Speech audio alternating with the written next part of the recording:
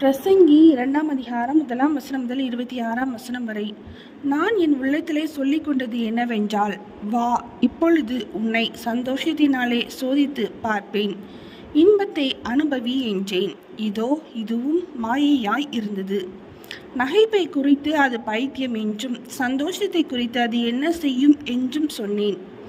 வானத்தின் கீழ் மனுபுத்திரர் உயிரோடு இருக்கும் நாளளவும் பெற்று அனுபவிக்கத்தக்கது இன்னதென்று அறியும் பொருட்டு என் இருதயத்தை ஞானத்தால் தேற்றிக் கொண்டிருக்கும் போதே நான் என் தேகத்தை மதுபானத்தால் சீராட்டி கொண்டிருக்கவும் மதியீனத்தை பற்றி கொண்டிருக்கவும் என் உள்ளத்தில் வகை தேடினேன். நான் பெரிய வேலைகளை செய்தேன். எனக்காக வீடுகளை கட்டினேன், திராட்சை தோட்டங்களை நாட்டினேன். எனக்காக தோட்டங்களையும் சிங்கார வனங்களையும் உண்டாக்கி அவைகளில் சகல வகை கனி விருட்சங்களையும் நாட்டினேன். மரங்கள் பயிராகும் தோப்புக்கு நீர் பாய்ச்சுகிறதற்கு குளங்களை உண்டு பண்ணினேன். வேலைக்காரரையும் வேலைக்காரிகளையும் சம்பாதித்தேன். வீட்டிலும் வேலைக்காரர் பிறந்தார்கள். எனக்கு முன் எருசலேமில் இருந்த எல்லாரை பார்க்கிலும் ஆடு மாடு முதலான திரண்ட ஆஸ்திகள் எனக்கு இருந்தது. வெள்ளியையும் பொன்னையும் ராஜ சம்பத்தையும் மாகாணங்களில் உள்ள பொருள்களையும் சேகரித்தேன். சங்கீதக்காரரையும் சங்கீதக்காரிகளையும் மனுபுத்திரருக்கு இன்பமான பலவித வாத்தியங்களையும் சம்பாதித்தேன். எனக்கு முன் எருசலேமில் இருந்த எல்லாரை பார்க்கிலும் நான் பெரியவனும் திரவிய சம்பன்னனும் ஆனேன். என் ஞானமும் என்னோட கூட இருந்தது. என் கண்கள் இச்சித்தவைகளில் ஒன்றையும் நான் அவைகளுக்கு தடை பண்ணவில்லை. என் இருதயத்துக்கு ஒரு சந்தோஷத்தையும் நான் வேண்டாம் என்று விலக்கவில்லை.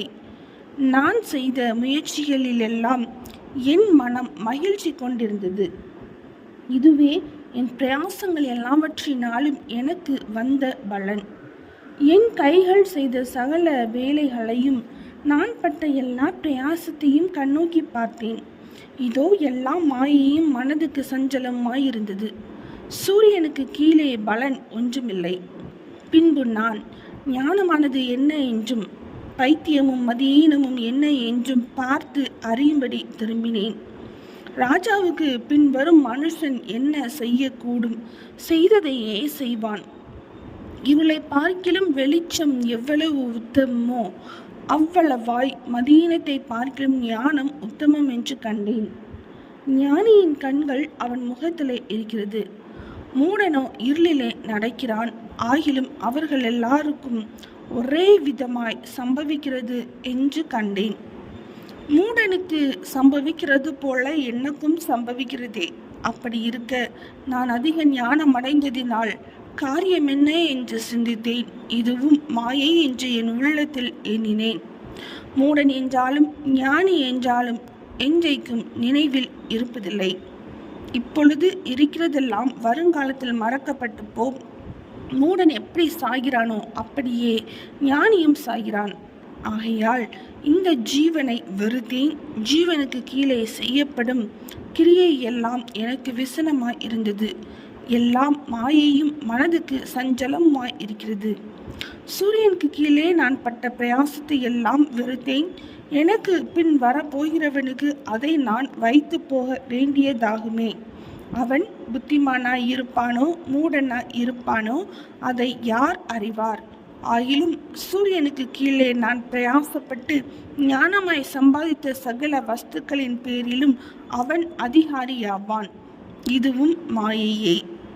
ஆகையால் சூரியனுக்கு கீழே நான் பட்ட எல்லா பிரயாசத்தின் மேலுமுள்ள ஆசையை விட்டுவிட வகை பார்த்தேன். ஒருவன் புத்தி யுக்தி நிதானத்தோடு பிரயாசப்படுகிறான். ஆயிலும் அப்படி பிரயாசப்படாதிருந்த வேறொருவனுக்கு அவன் அதை சொந்தமாக விட்டுவிட வேண்டியதாகும். இதுவும் மாயையும் பெரிய தீங்குமாய் இருக்கிறது. மனுஷன் சூரியனுக்கு கீழே படுகிற எல்லா பிரயாசத்தினாலும் அவனுடைய இருதயத்தின் எண்ணங்களினாலும் அவனுக்கு பலன் என்ன? அவன் நாட்கள் எல்லாம் அலுப்புள்ளது, அவன் வேலைகள் வருத்தமுள்ளது. ராத்திரியிலும் அவன் மனதுக்கு இளைப்பாறுதல் இல்லை. இதுவும் மாயையே. மனுஷன் புசித்து குடித்து தன் பிரயாசத்தின் பலனை அனுபவிப்பதை பார்க்கிலும் அவனுக்கு ஒரு நன்மையும் இல்லை. இதுவும் தேவனுடைய கரத்திலிருந்து வருகிறது என்று நான் கண்டேன். என்னை பார்க்கிலும் சம்பிரமமாய் சாப்பிடத்தக்கவன் யார்? என்னை பார்க்கிலும் துரிதமாய் சம்பாதிக்கத்தக்கவன் யார்? தேவன் தமது பார்வைக்கு நல்லவனாய் இருக்கிறவனுக்கு ஞானத்தையும் அறிவையும் இன்பத்தையும் அளிக்கிறார். பாவம் செய்கிறவனுக்கோ தமது பார்வைக்கு நல்லவனாய் இருக்கிறவன் வசமாய் வைத்துவிட்டு போகும் பொருட்டு சேர்த்து குவித்து வைக்கும் தொல்லையை அவர் நியமித்திருக்கிறார். இதுவும் மாயையும் மனதுக்கு சஞ்சலமாய் இருக்கிறது. பிரசங்கி 2 அதிகாரம் முடிந்தது.